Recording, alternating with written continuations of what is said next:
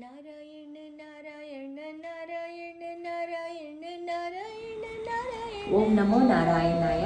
మనం అత్యద్భుతమైన దివ్య దేశాల గురించి చెప్పుకుంటున్నాం కదండి.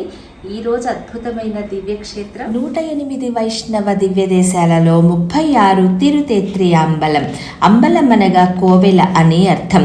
సెన్కన్ మల్ స్వామి పేరు. సెన్కన్ అంటే ఎర్రని కన్నులు గల, మల్ అంటే పెరుమాళ్ అని అర్థం. మూలమూర్తి శంకమల రంగనాథర్, ఉత్సవమూర్తి పల్లికొండ రంగనాథర్, తాయారు శ్రీ శంకమలవల్లి నాచియార్. విమానం వేద విమానం, శృతివయ విమానం కూడా. తీర్థం సూర్యతీర్థం, ఆగమం పంచరాత్రం, ఆనందాళ్వారులకు ప్రత్యక్షం. భంగిమ ఆనందసేన వీరసేన భంగిమలో తూర్పు అభిముఖంగా పెరుమాళ్ దర్శనమిస్తారు. తిరుతేత్రి అంబలం దివ్యదేశానికి శేషపురం అని పేరు. ఆదిశేషుడు ఇక్కడ పెరుమాళ్ల దీవెనలు అందుకున్నారు కనుక ఆయన పేరు మీద శేషపురంగా పిలువబడుతుంది. తిరుతేత్రి అంబలం తిరువన్ పురుషోత్తమం దివ్యదేశానికి చాలా దగ్గరలో ఉంటుంది.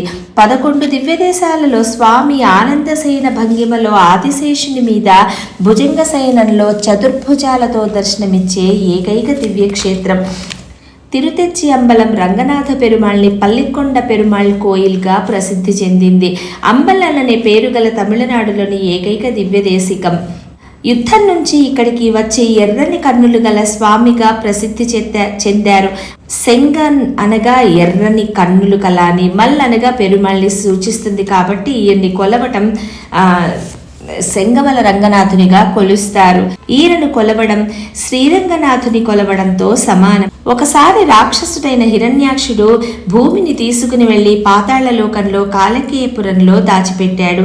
మునులు దేవతలు స్వామిని భూమిని తిరిగి స్థాపించి రాక్షసు నుంచి కాపాడమని వేడుకున్నారు. అప్పుడు స్వామి త్వరలో తాను వరాహ రూపం అవతారం దాల్చి తిరిగి భూమిని రక్షిస్తానని చెప్తారు.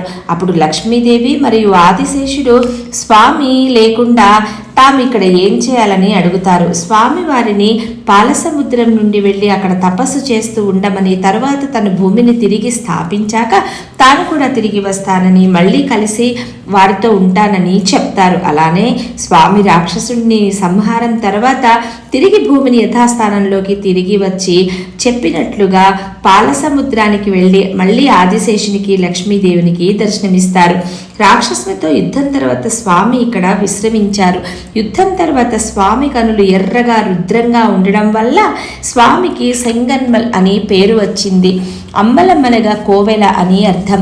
పాలకడలి మథించినప్పుడు వచ్చిన అమృతం కోసం దేవాసురుల మధ్య వాగ్వివాదం రాగా మోహిని అవతారంలో విష్ణుమూర్తి ఆయన్ను అందంతో మాయపుచ్చి అసురులు పెద్దవారు, దేవతలు చిన్న కదా ముందు అని చెప్పి దేవతలకు ఇస్తారు. ఇది కనిపెట్టిన రాహుకేతువులు దేవతల రూపంలో వరుసగా కూర్చోగా సూర్యచంద్రులు కనిపెట్టి విష్ణుమూర్తికి సైగ చేస్తారు. దాంతో విష్ణువు రాహు తల ఖండిస్తారు. దాంతో కోపించిన రాహుకేతువులు సూర్యచంద్రునిపై కోపిస్తారు.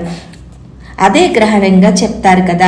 దాంతో సూర్యచంద్రులు భయపడి ఇక్కడ 2 పుష్కరిణిలుగా ఏర్పడ్డాయని చెప్తారు. ఇక్కడ ఏర్పడినది సూర్య పుష్కరిణి. సూర్యుడు అందులో దాక్కున్నారు. సూర్యునికి ప్రత్యక్షమై సూర్య పుష్కరిణిలో ఉన్న సూర్యుని అనుగ్రహించారు స్వామి. తిరుమణికూడంలో చంద్ర పుష్కరిణిలో దాక్కున్న చంద్రుని అనుగ్రహించారు. అందుకే ఈ 2 దివ్య దేశాలు సూర్య పుష్కరిణి చంద్ర పుష్కరిణిలుగా పేర్కొన్నారు. శయన భంగిమలో చతుర్భుజాలతో దర్శనమిచ్చే ఏకైక దివ్యక్షేత్రం. శ్రీదేవి భూదేవి నాచ్యార్లతో దర్శనమిస్తారు పెరుమాళ్.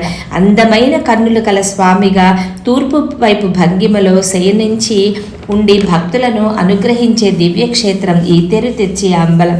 స్వామికి పన్ను మీద పన్ను ఉందని, విడిగా ఒక పన్ను ఉంటుందని, చాలా అందంగా ఉంటారని చెప్తారు. 11 నాన్గూరు దివ్య దేశాలలో ఇక్కడ మాత్రమే పెరుమాళ్ శయన భంగిమలో దర్శనమిస్తారు. స్వామివారికి పన్ను మీద పన్ను ఉందని చెప్తారండి. విడిగా ఒక పన్ను పైకి ఉంటుందన్నమాట. అది ఈ స్వామివారి ప్రత్యేకత. అత్యద్భుతమైన దివ్యక్షేత్రం ఈ పల్లికొండ రంగనాథుని తిరుతేత్రి అంబలం. స్వామివారి పేరు పల్లికొండ రంగనాథ స్వామి, లక్ష్మీ రంగనాథుడు. స్వామి పేరే ఉన్నారు. తిరుతెత్రి అంబలం. అంబలం డాన్స్. అంబలం అంటే డాన్సా తమిళ్లో? சுவாமி வராக அவதாரம் எடுத்தார் இல்லையா, அப்போ இரணியாசுரன் வச்சுட்டு பூமாபுரட்டியை காப்பாற்றிட்டு சந்தோஷமாக ஆடிட்டே வந்தோம். அதான் டான்ஸிங். తిరుతెట్టి అంబలం 108 దివ్యదేశిలో అంబలంను வருது இப்படி மட்டும்தான். ఒకటే ఇదొకటే. స్వామి సైన తెచ్చిరుకోవాలి. శ్రీదేవి భూమాదేవి. ఇచ్చవరకు రంగనాథ స్వామి. రంగనాథ భూలోకాన్ని హిరణ్యాక్షుడు ఎత్తుకుపోగా తిరిగి వరాహ అవతారంలో భూమిని స్థాపించి వైకుంఠానికి వస్తానని చెప్తారు. అద్భుత దివ్యదేశికం ఇదొక్కటే. అంబల స్వామి ఆనందంతో నృత్యం చేసిన చోటు, డాన్సింగ్ చేసిన చోటు వరాహ అవతారంలో. ఆదిశేషుడు అడుగుతారు, స్వామి లేకుండా నేను ఏం చేయను పాలకడలలో అంటే, నువ్వు వెళ్ళి ముందుండు, తర్వాత నేను వచ్చి నీకు దర్శనం ఇస్తా అంటారు. ఈ ఒక్క స్థలంలోనే స్వామి నృత్యం ఆడిన చోటు అన్నమాట. భూదేవిని యథాస్థానంలో పెట్టి ఆదిశేషునికి లక్ష్మీదేవికి దర్శనమిచ్చిన దివ్య తీర్థం, దివ్యదేశికం. పల్లికొండ రంగనాథర్ స్వామి అందమే అందమండి. అప్పటి నుంచి చెప్పలేనండి ఎంత అందంగా ఉన్నారో. స్వామి శ్రీదేవి భూదేవి సమేతుడై భుజంగ శయనంలో అద్భుత సుందరమూర్తిగా దర్శనమిచ్చే ఏకైక దివ్యదేశికం ఇది అమ్మవారి సన్నిధి. చాలా అందమైన గుడి అండి. అమ్మవారైతే బాబా వర్ణ శోభితంగా, శోభాయమానంగా, అద్భుతంగా, అందంగా ఉన్నారు స్వామి.